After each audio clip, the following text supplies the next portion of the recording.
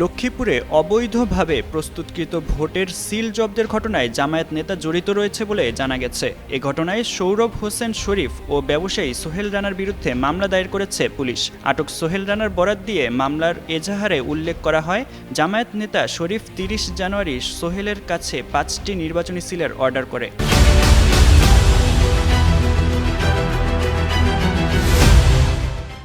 এ সংক্রান্ত একটি voice message তিনি সোহেলকে হোয়াটসঅ্যাপে পাঠায়। আসন্ন জাতীয় সংসদ নির্বাচনকে প্রভাবিত করার অসৎ উদ্দেশ্যে প্রতারণার মাধ্যমে জাল ভোট প্রদানের লক্ষ্যে অবৈধভাবে ভোটের সিল তৈরি করানো হয়েছে।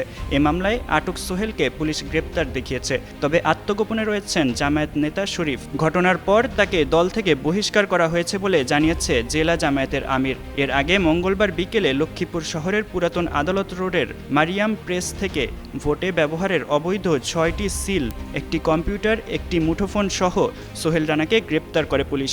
গ্রেপ্তার সোহেল সদর উপজেলার টুমচর ইউনিয়নের বাসিন্দা এবং মারিয়াম প্রেসের স্বত্বাধিকারী।